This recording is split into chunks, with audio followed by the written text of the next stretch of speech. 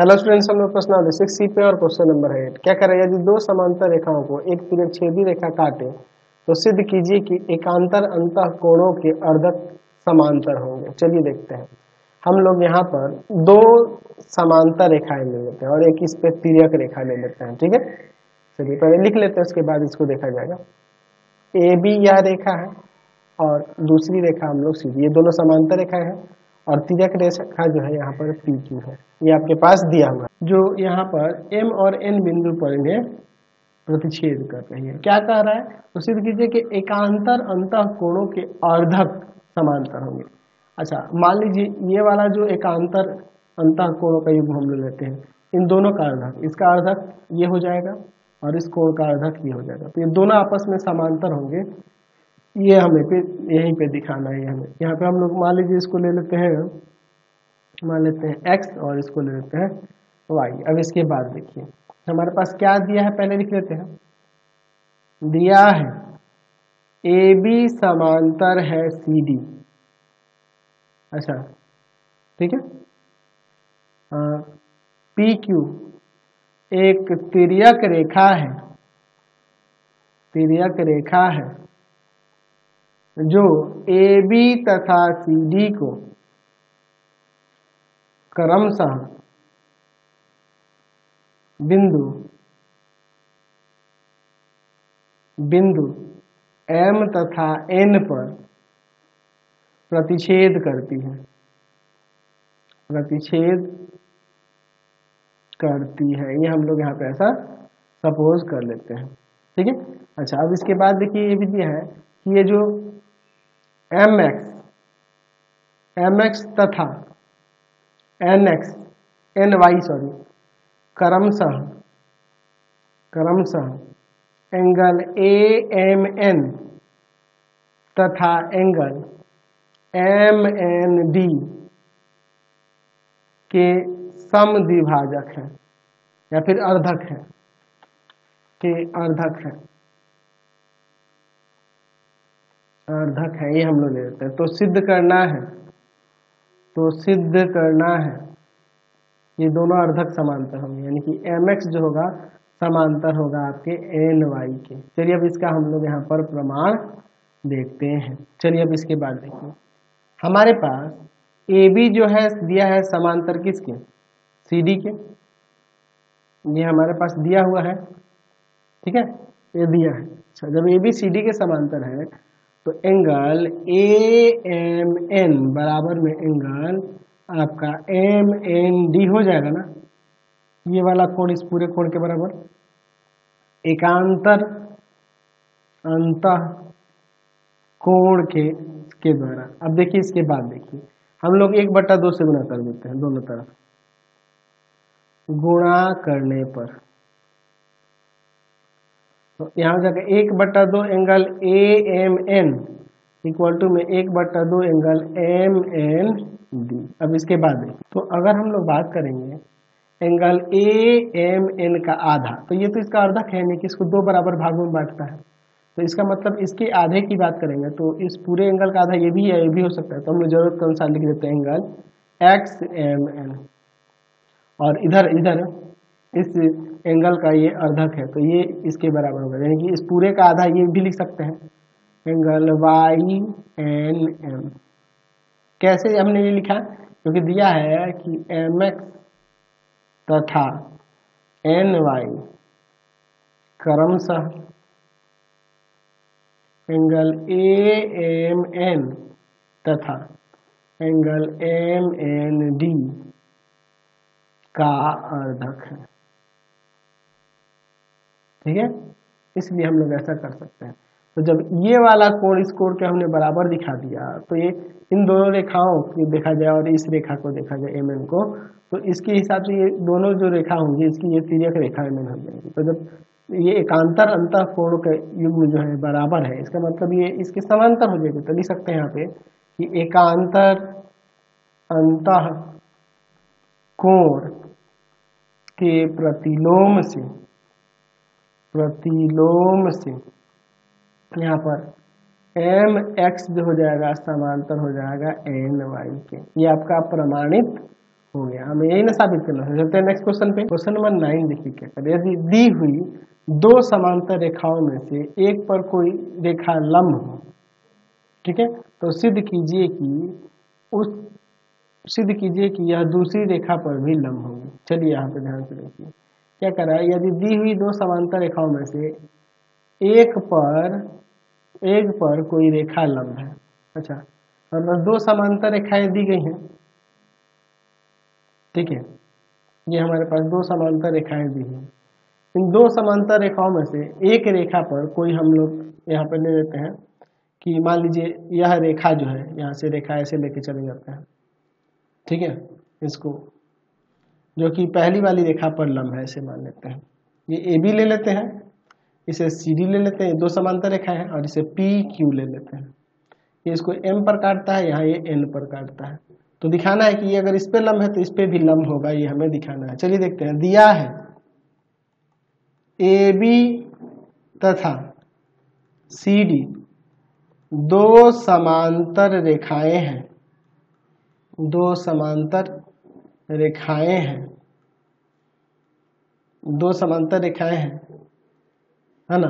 अच्छा, दो समांतर रेखाएं हैं, और ये दिया हुआ है कि पी क्यू जो है ना लंब है रेखा ए बी पर, ठीक है। तो सिद्ध करना है कि पी क्यू जो है लंब होगा आपके सी डी पर भी। चलिए अब हम लोग इसका प्रमाण देखते हैं। यहाँ पर दिया हुआ है कि पी क्यू लंब है ए बी पर, ठीक है, ये दिया हुआ है। तो इसके अकॉर्डिंग हम लोग angle P M B 90 degree क्या लिख सकते हैं, तो लंब है, मैंने समांतर लिख दिया गलती से। चलिए, तो लंब है तो यहाँ पे ये 90 डिग्री हो जाएगा, 90 डिग्री हो जाएगा ना जी। अच्छा, अब इसके बाद देखिए हमारे पास ये दिया है कि ए बी जो है ना समांतर है आपके पी क्यू सी डी के, ए बी जो है ना समांतर है सी डी की, ये हमारे पास दिया है। तो चल ये समांतर है ये दोनों, तो यहाँ वाला कोण इस कोण के बराबर हो जाएगा, यानी कि अब लिख सकते हैं कि एंगल एम एन डी जो होगा बराबर हो जाएगा एंगल पी एम बी के संगत कोण के युग्म है, संगत कोण अभिगृहित से ये हो जाएगा, ठीक है। तो यानी कि एंगल एम एन डी भी एंगल पी एम बी यानी कि 90 डिग्री हो जाएगा। तो ये 90 होने का मतलब यह हुआ ना कि ये इस पे लंब है, इसलिए कह सकते हैं कि एम एन जो है लंब है सी डी पर, या एम एन की जगह पर हम लिख सकते हैं कि पी क्यू लंब है सी डी पर। यही ना हमें प्रमाणित करना था, हमने यहाँ पर दिखा दिया। चलते हैं नेक्स्ट क्वेश्चन पे। चलिए क्वेश्चन नंबर 10 देखिए क्या कह रहा है कि यदि दो रेखाओं को एक तिर्यक रेखा काटे तथा बनाए गए दो संगत कोणों के अर्धक समांतर हो तो सिद्ध कीजिए कि दी हुई रेखाएं समांतर होंगी। चलिए उल्टा है, अभी देखे थे ना एक क्वेश्चन, उसी का ये विलोम क्वेश्चन है, देख लीजिए। ये हमारे पास दो रेखाएं हैं, इसको एक तिर्यक रेखा इस तरह से काट रही है। चलिए यहाँ पे ले लेते हैं, ठीक है। ये ए बी और ये सी डी दो हमारे पास रेखाएं हैं जिसको तिर्यक रेखा जो है पी क्यू काट रही है, ठीक है, एम और एन बिंदु पर। इस तरह से हमारे पास ये भी दिया हुआ है कि इनके एक एकांतर अंतः कोणों का अर्धक जो है, नहीं दो संगत कोणों का अर्धक, दो संगत कोणों का अर्धक। तो संगत कोण मान लीजिए हम लोग यहाँ पे ये वाला कोण ले लेते हैं और दूसरा वाला कोण ये ले लेते हैं, इन दोनों का अर्धक समांतर है, ठीक है। यहाँ पर इसको x ले लेते हैं और इसको यहाँ y ले लेते हैं। कारण ना दो संगत कोणों के अर्धक समांतर है, संगत कोण यही ना होंगे, अर्धक समांतर है, तो ये ए बी सी डी के समांतर होगा, ये हमें सिद्ध करना है। चलिए देखते हैं क्या दिया हुआ है। दिया है कि ए बी तथा सी डी को तिर्यक रेखा पी क्यू क्रमशः एम तथा एन बिंदु पर काटती है, ठीक है।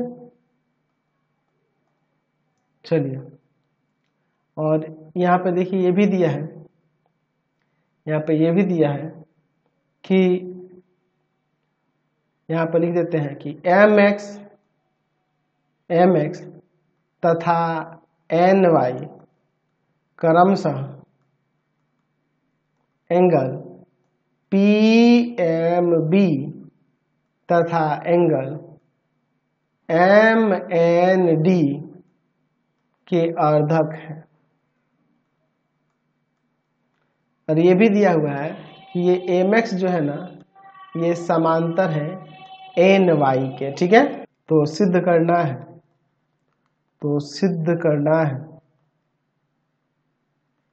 सिद्ध करना है। क्या सिद्ध करना है? तो यहाँ पे क्या सिद्ध करना है जी? तो हमें सिद्ध करना है कि AB जो होगा ना समांतर होगा CD के।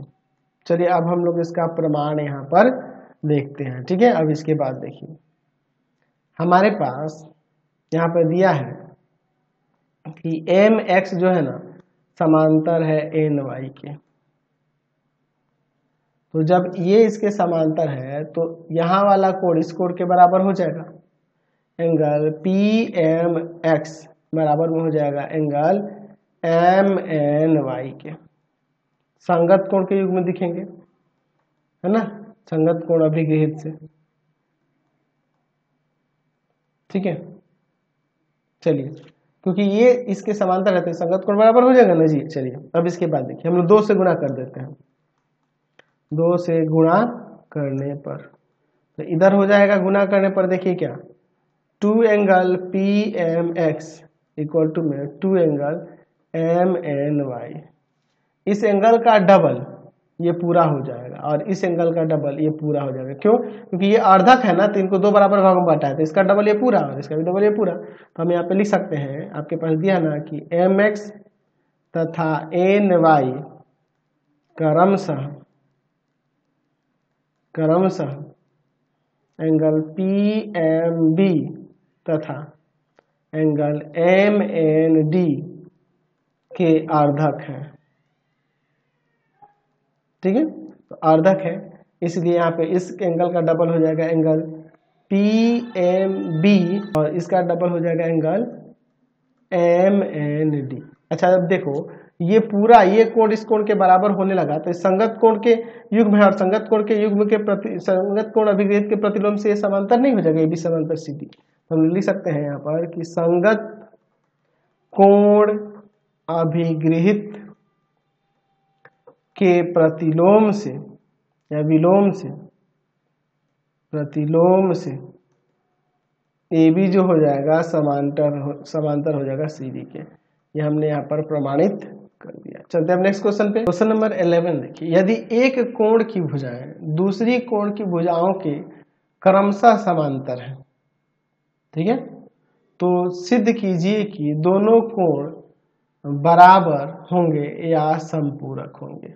चलिए देखिए क्या करा, एक कोण की भुजाएं दूसरे कोण की भुजाएं के समांतर है, क्रमशः समांतर है। अच्छा यहाँ पे 2 कोण बना देते हैं, ठीक है, इस तरह से, और दूसरा कोण हम लोग इधर ऐसे बना लेते हैं इस तरह से। ठीक है, अच्छा यहाँ पर 2 कोण हमारे पास दिए हुए हैं। हम लोग इसको ऐसे भी देख सकते हैं, दूसरा फिगर जो है यहाँ पर इस तरह से भी देख सकते हैं।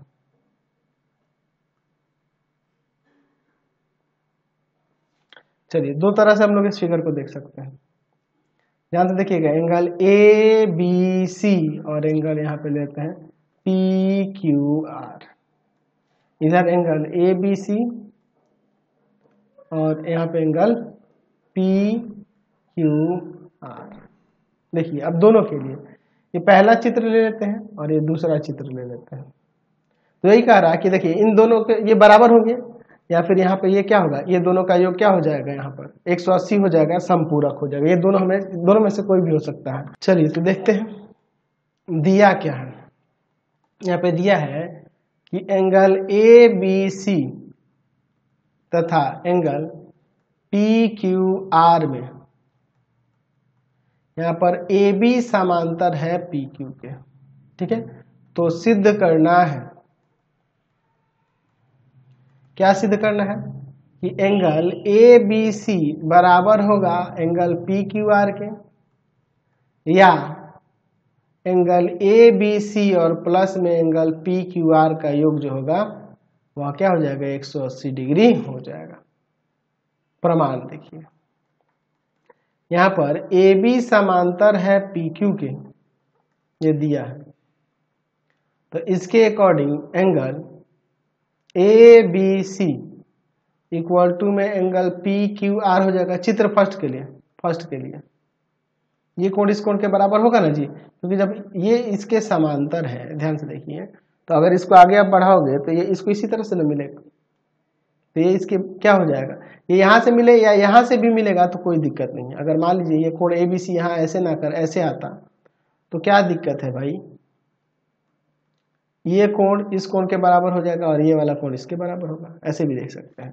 ठीक है, ये दोनों बराबर कैसे हो जाएंगे, ये संगत कोण के युग्म दिखेंगे, संगत कोण के युग्म दिखेंगे। अच्छा, दूसरे चित्र के लिए देखिए,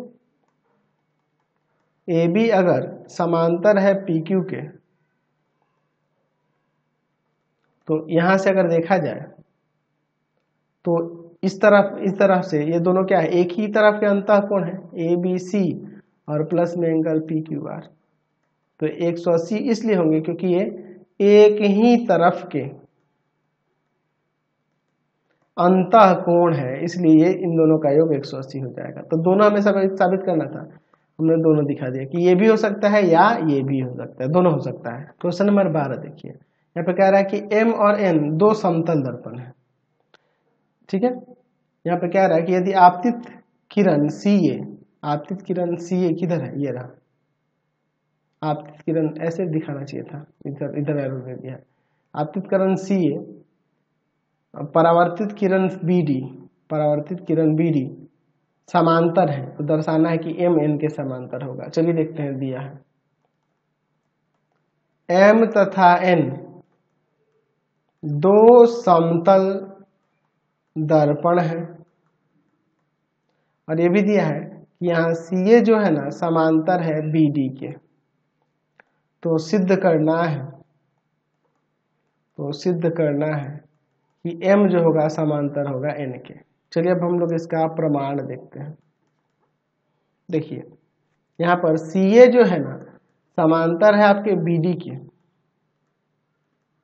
ये दिया हुआ है, तो जब ये इसके समांतर है तो यह वाला कोण जो होगा इस पूरे कोण के बराबर हो जाएगा कि नहीं, हो जाएगा ना जी। चलिए तो हम लोग यहाँ पर लिख सकते हैं कि एंगल CAB बराबर में एंगल DBA एकांतर अंतःकोण से। ठीक है, चलिए अब इसके बाद देखिए, अब हम लोग यहाँ पर जानते हैं कि चूंकि यहाँ पर लिख सकते हैं कि अब लिख सकते हैं यहाँ पर कि आपतन कोण परावर्तन कोण के बराबर होता है, परावर्तन कोण के बराबर होता है। ये हम लोग जानते हैं कि आपतन कोण जो होता है परावर्तन कोण के बराबर होता है। इससे हम लिख सकते हैं परावर्तन के नियम से, परावर्तन के नियम से आपतन कोण परावर्तन कोण के बराबर, यानी कि ये वाला कोण इस कोण के बराबर, ये वाला कोण इस कोण के बराबर। यानी कहने का मतलब कि एंगल CAX इक्वल टू में एंगल BAX, और दूसरा आपका हो जाएगा एंगल DBY इक्वल टू में एंगल ABY।